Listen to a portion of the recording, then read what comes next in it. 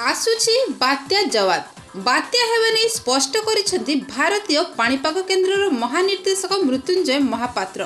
दक्षिण थाईलैंड और उत्तर अंडमान सागर रे सृष्टि होईछि लघुचाप क्षेत्र।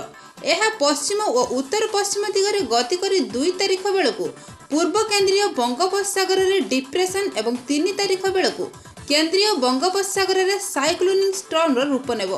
तेबे 4 तारिख रे यह सीवियर साइक्लोनिक स्टॉर्म आकार रे ओडिशा और उत्तर आंध्र उपकूल समुद्र रे केंद्रीभूत हेबो। एहार प्रभाव रे 3 तारिख राति प्रबल वर्षा हेबो। सेपटे 3 रु 5 तारिख पर्यंत प्रबल वर्षा नहीं पाणीपाग विभाग सतर्क सूचना जारी करिछि। तेबे केउं केउं जिला को अलर्ट जारी करा जाइछि जानिबा पई आपण वीडियोटी को शेष पर्यंत देखंतु।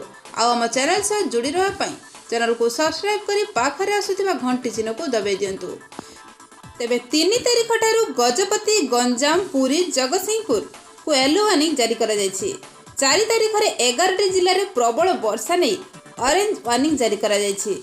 से जिला गुड़िक है गजपति, गंजाम, पुरी, खोर्धा, नयागढ़, जगतसिंहपुर, केन्द्रापड़ा, कटक, भद्रक, बालेश्वर और जाजपुर।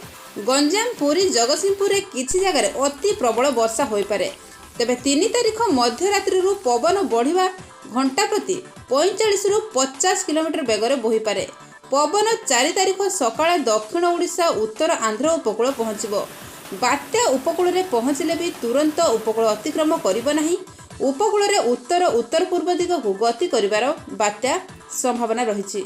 एहार प्रभाव रे उपकूल ओडिशा रे अधिक रहिबो बोली आईएमडी डीजी सूचना दैछन्ति। तेबे वर्तमान धान फसल अमल चलिथिबारु चाषी मानकु बेसी करी सतर्क रहिबा पई सूचना दिया जाइछि।